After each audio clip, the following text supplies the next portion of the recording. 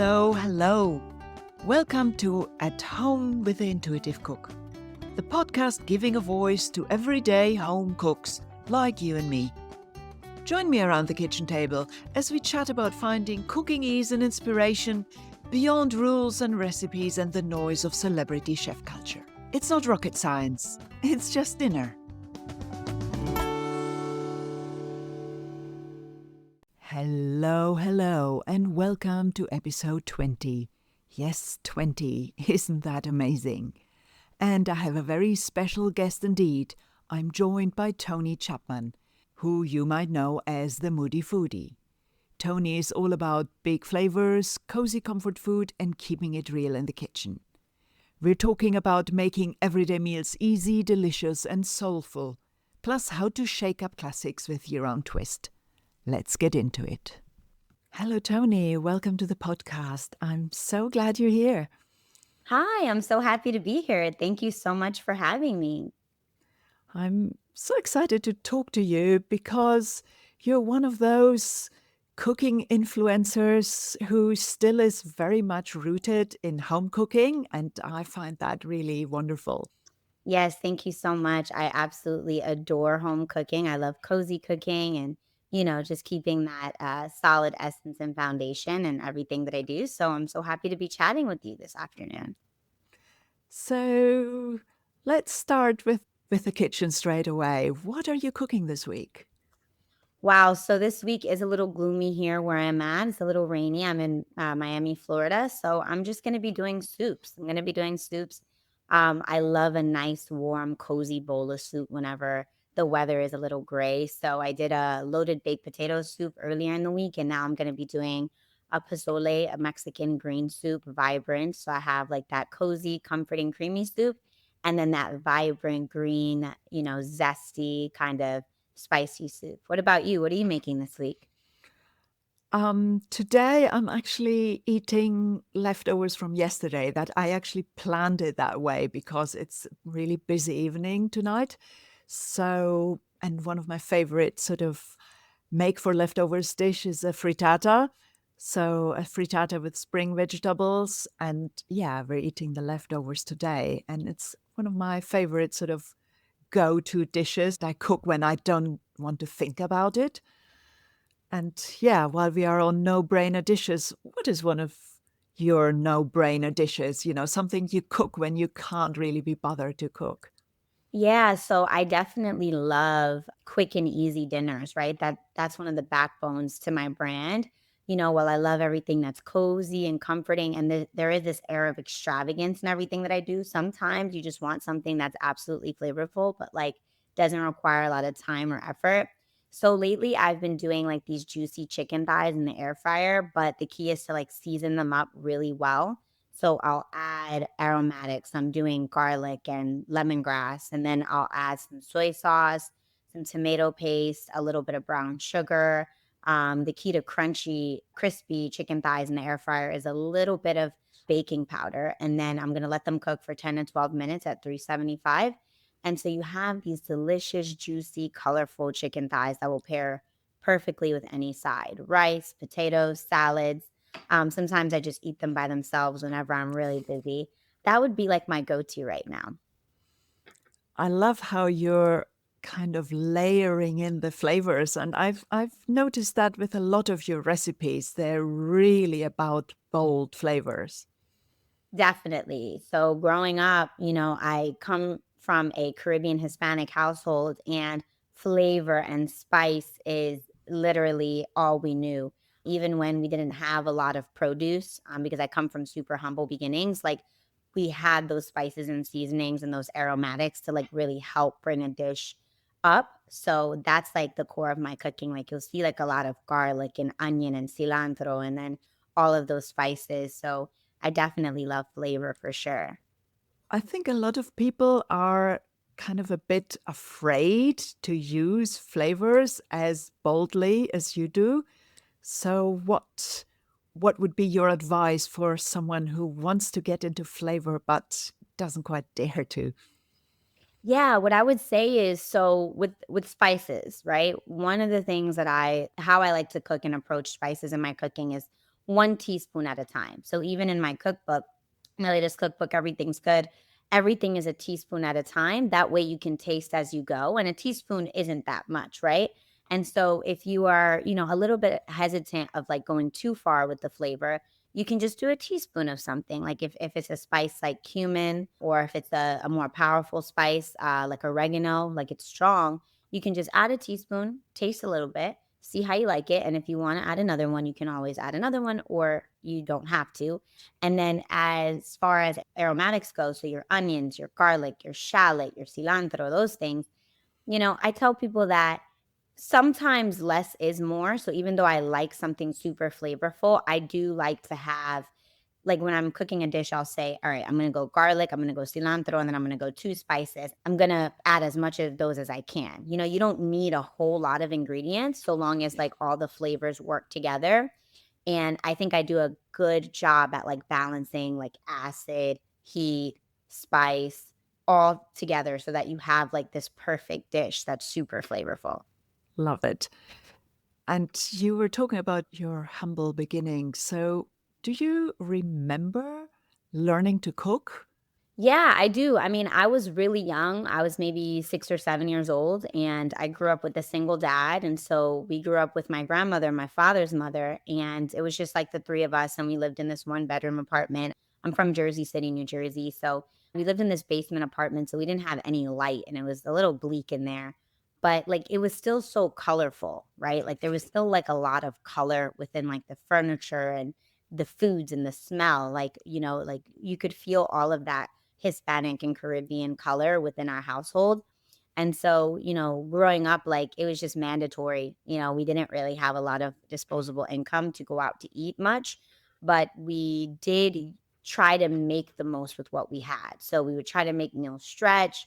We would, try to take one item and then use it across multiple dishes.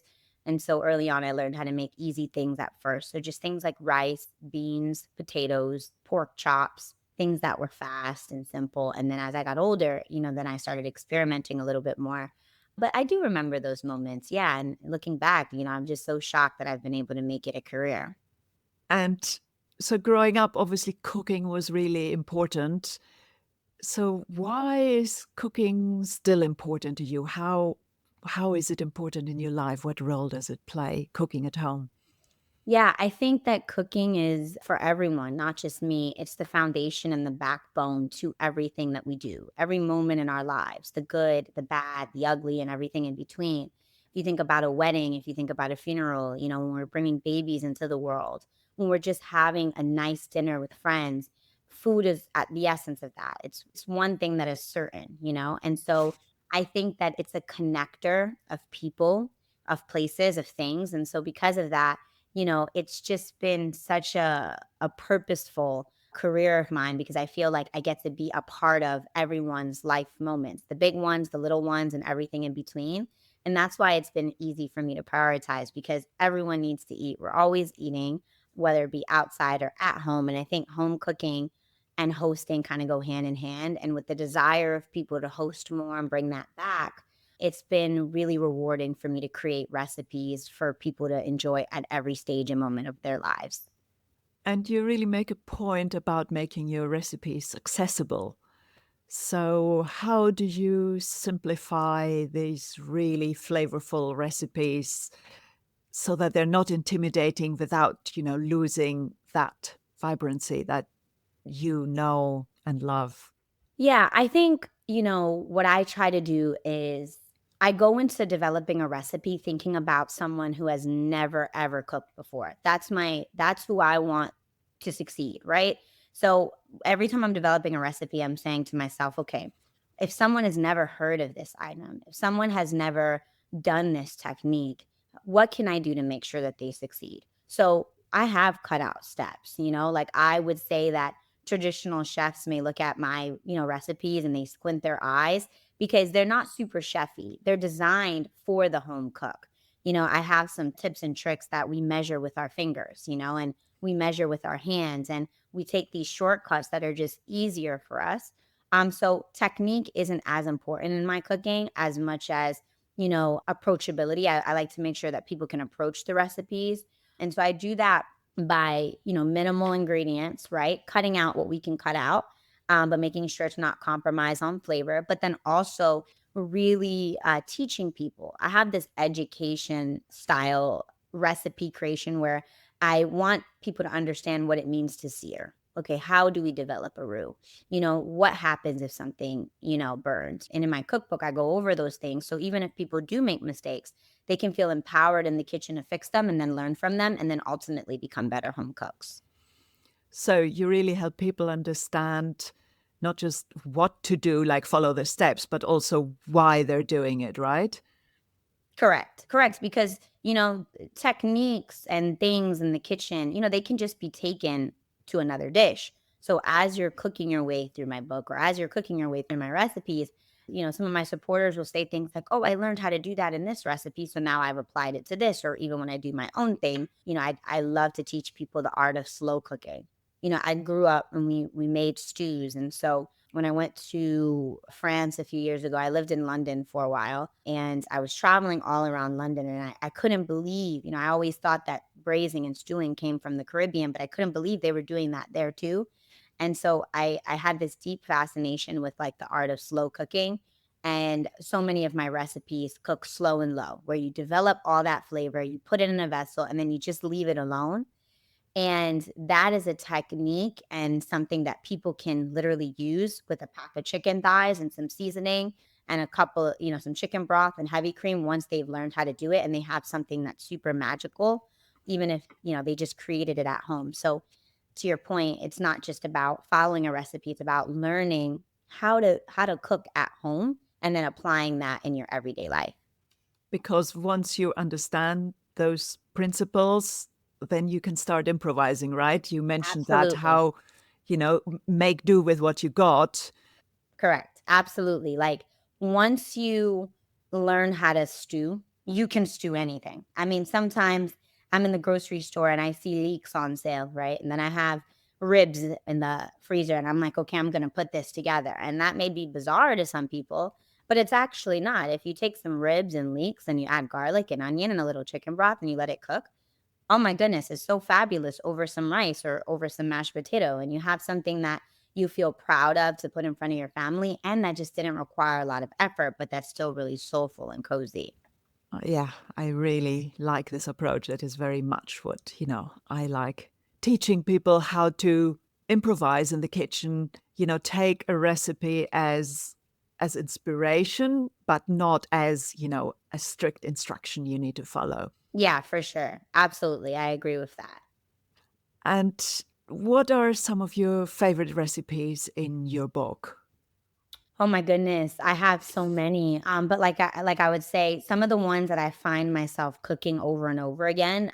My favorite soup is the pozole verde. It's this Mexican soup that is, imagine taking, a whole bunch of green ingredients. So we're taking bell pepper, jalapeno, poblano pepper, and we're roasting it, and then we'll blend it, and we'll add it to chicken broth, and we'll cook it with pork or chicken, whatever you have, and it's just so vibrant. I mean, there's no dairy in the soup and, there's no carbs, things that I deeply love, but somehow, some way, it's so cozy and soulful and just easy. I actually am going to be, making another batch today and you freeze it and you can have it on a busy weeknight. I also make these garlic parm chicken thighs that's over a bed of potatoes. So you put everything in the oven and the chicken juices kind of soak into the potatoes and everything cooks together. And it's one of those dishes that I love because I describe it in my cookbook as something that you can throw together while clothes are in the laundry and you have 15 minutes, but it's still so, so, so, so good. I'm known for my cornbread. I love cornbread, and I made this like recipe that went crazy viral a few years ago because it's easy. Everything in the recipe has a two, so it's 2 cups of the ingredients and then 2 tablespoons of like the baking powder, so it's easy to remember, and it's fluffy and sweet and it's just absolutely fabulous. So those would be like my favorite dishes. But I think, and I'm not biased but like the title, everything's good, truly. Yeah, well, I'm absolutely sure everything is good. So how was that experience for you to take all the recipes you've done over the years and putting a selection together for the book? It was incredibly challenging. I mean, there's still some recipes that I'm like, "Oh, I wish that they could have gotten in there," because I just have this Rolodex of incredible recipes that kinda span across so many different types of foods, right? Like desserts and soups and, family recipes and appetizers, and to narrow that down to 100 was very challenging. For me, I'm American, and I love American food, but I also wanted to make sure that there was Puerto Rican dishes in my cooking because that's what I grew up eating. And in a lot of ways, I felt responsible to represent my community. And so I made sure to choose some of those really popular ones, that everybody kind of knows. But it wasn't easy, and I think we got a solid 100. I wanted to focus on classic dishes. So the subtitle is Cozy Classics You'll Cook Always and Forever. So these are dishes you'll go to, cheesecake. It's classic. You can make that all the time. I wanted to, do the lasagna. It's classic, but with my twists, of course. And I really wanted people to pick this book up over and over and over again, and go to it on weeknights, on holidays, and everything in between. So it was exceptionally difficult, but we made it happen, and I'm really proud of the result, I will say. Well, I can't wait for it to come out. And what would you say? You just mentioned, the classics with your twist. So, how do you feel about taking something that's so classic and traditional and turning it into something that has your personal stamp on it? Whether this is for a book or whether, say people take your recipes from your book and then they put their personal stamp on that. Yeah, I think when it comes to twists, I think that can be anything from, cutting a corner, right? Or, doing something a little unorthodox. Like I have a peach cobbler, and I worked on this recipe for a really long time, and one of the things that's really important to me is dishes that are stunning. I really care about flavor, but I want people to say, "Wow, whoa." Even you, even if you're only cooking for yourself, I think there's this sense of deep pride that someone gets when they pull something out of the oven and it glistens, And so that was really important to me. So I was developing a peach cobbler recipe, and it's peach season here, and I'm working on it day in and day at night, and it's just not doing what I want it to do. And so one day they're out of peaches, and I said, "You know what? I'm gonna just go for the can." Now that's just not usually what I would do because I would consider myself a traditional home cook where, flavor matters. So fresh is best. We want to get the fresh peaches. But I just grabbed the can, right? And it was phenomenal. I mean, it gave me everything I wanted: the bubbles, the aesthetic, the color. And so, I normally wouldn't do that. I normally would always tell someone, shred your own cheese and get the fresh peaches if you can afford it. But somehow, some way, this shortcut just made it so much better. And so I think I like to be open in the kitchen and just keep an open mind because those little mistakes, sometimes they lead to something that's really magical.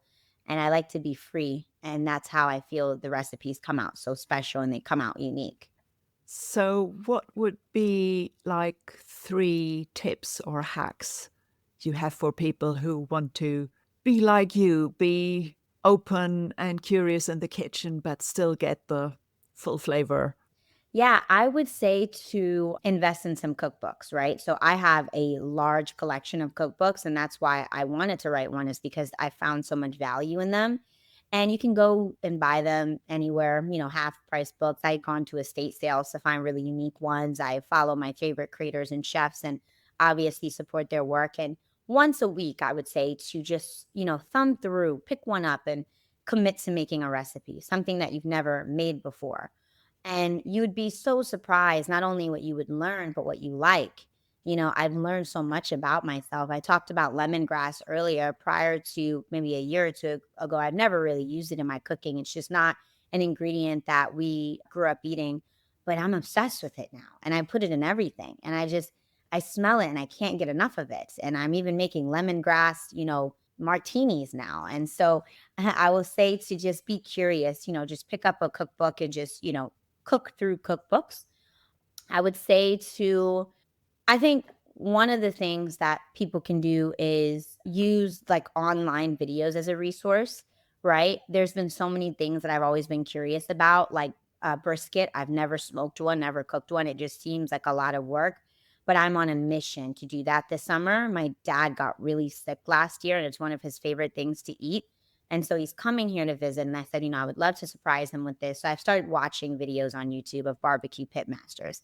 And I feel really empowered. I'm like, I can do this. I went and I bought the brisket and, I got a smoker and I'm ready to go. So just relying on resources, there's tons of them online that are free to kind of like help you and guide you through things that may be more difficult. And last but not least, to just have fun with it. I love what you said earlier about experimenting and just staying open. I think some people, even if you're going to try a recipe, just understand that you can always freestyle and do your own thing, like I did with the peaches. If you don't have chicken, use, pork. If you don't have beef, use turkey. That way you don't feel so boxed in and restricted. But those would be the three pieces of advice that I would give someone who wants to just try to branch out in the kitchen. And what would you say to those people who are feeling really worried that they will ruin something if they make some of those swaps as you just suggested? I would say, hey, that's a huge part of cooking. There's going to be times where something doesn't always come out exactly how you want it. I have a rice cooker here, so I always keep some white rice around or some brown rice. Just hook it up, and just make the most of it. That's going to happen even for, the most experienced home cook. But just, embrace it and learn from it and then pick up the recipe and try it next time. That's happened to me on a couple of recipes that I've really wanted to nail. Claire Saffitz, I've cooked my way through her cookbook Dessert Person, and there was a couple recipes that, I was like, this just can't be right. There's just no way. But then I tried again, and then it was fun and it was exciting, and it's almost like a hobby. Like you may not, be able to ski the first time. You may fall a couple of times, but it's still fun. So I encourage people to approach cooking the same way. It's okay if if you slip and fall, but just get right back on the slopes. And use your book as their go-to inspiration. Yeah, absolutely. Absolutely. I think the book is cozy. It's comforting. It comes out in the fall, so it's a great time, baking and cooking and holiday cooking, which is so much of what we do. So yeah, I really love how rich the recipes are. And they're also just really gorgeous. That's one of the things. So if you're going to be cooking for the holidays, Thanksgiving, and you want something unique to bring and you want to steal the show. This is the type of cookbook that you want to buy. Yeah, you want to steal the show without making things too complicated for yourself, I think. Yeah, and your recipes are totally my kind of recipes because I love bold flavors too. So I will be looking out for your book and looking forward to cook from that too. Exactly. Yeah. Thank you so much. I love that. I love the fact that you love trying new things and you love soulful, flavorful recipes.